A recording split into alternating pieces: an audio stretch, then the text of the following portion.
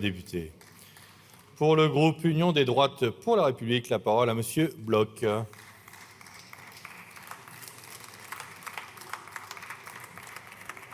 va ?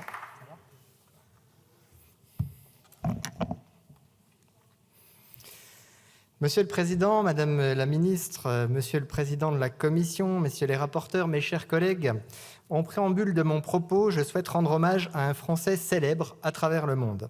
Un homme qui, bien avant beaucoup d'autres, avait identifié les dérives auxquelles le sport professionnel allait être confronté. Je veux évidemment parler de Michel Platini.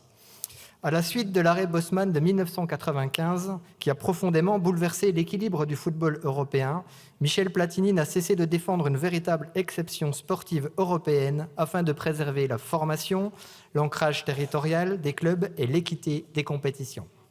Quelques années plus tard, au sommet européen de Biarritz, cette ambition fut portée par le président Sarkozy, mais elle se heurta à l'intransigeance de la Commission européenne. Pourquoi rappeler cette histoire ? Parce qu'elle nous enseigne une chose essentielle. Les difficultés du sport professionnel français trouvent largement leur origine dans un cadre européen. Ce que nous craignons, Madame la Ministre, et ce que craignent nombre de clubs professionnels, c'est que sous couvert d'une volonté parfaitement légitime de moraliser la gouvernance du sport professionnel, nous ajoutions finalement de nouvelles contraintes à des clubs déjà confrontés à une concurrence européenne extrêmement déséquilibrée. Qu'on ne vienne pas ici caricaturer notre position. En tant que député de la circonscription où évolue le FC Sochaux-Montbéliard, je suis bien placé pour savoir ce qu'il advient lorsqu'un club historique devient la proie d'aventuriers sans scrupules. Je suis aussi bien placé pour rappeler qu'il a été sauvé grâce à la mobilisation exceptionnelle de ses supporters, de ses entreprises, de ses collectivités et de tout un territoire. Aujourd'hui, son modèle de gouvernance suscite l'intérêt bien au-delà de la Franche-Comté. Cette réussite n'est pas née d'une nouvelle loi. Elle est née d'une mobilisation locale et d'une gouvernance responsable. Voilà pourquoi nous pensons que les réponses ne sont pas toujours législatives. Ce n'est pas cette loi qui empêcherait demain la création d'une Super Ligue européenne que, par ailleurs, on ne pourrait pas interdire, puisqu'elle aurait l'appui de la Commission européenne et de la Cour de justice de Luxembourg. En réalité, deux erreurs traversent encore ce texte. La première consiste à répondre par une loi française à des déséquilibres qui sont d'abord européens. La seconde consiste à répondre de manière uniforme à des sports qui ne vivent pas les mêmes réalités. Car, reconnaissons-le, nous avons essentiellement parlé de football depuis le début de ce débat. Et pour cause, cette proposition de loi est née d'une crise réelle, celle du football professionnel. Mais les règles qu'elle instaure continuent de s'appliquer indistinctement au rugby, au basket, au handball ou aux autres disciplines professionnelles, alors que chacune possède sa propre gouvernance, son propre équilibre économique et son propre modèle de développement.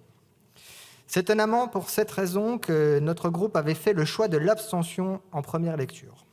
Et je veux saluer ici l'intervention de notre collègue du Rassemblement national, Michel Martinez, qui, à l'ouverture des travaux de la commission mixte paritaire, a rappelé avec force cette même exigence, respecter les spécificités de chaque sport et ne pas appliquer indistinctement aux autres disciplines des règles pensées avant tout pour répondre à la crise du football.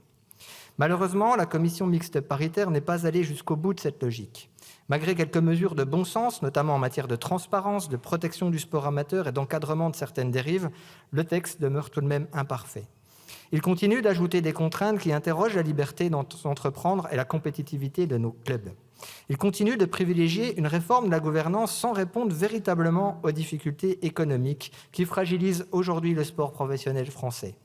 Et surtout, il continue de rompre un équilibre que des disciplines comme le rugby, le handball ou le basket avaient su construire au fil des années.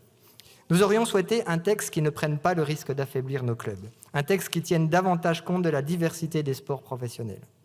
Et nous aurions souhaité aussi qu'au lieu d'être le petit télégraphiste de la Commission de Bruxelles depuis 9 ans, le président de la République reprenne à son compte l'idée platinienne d'exception sportive européenne.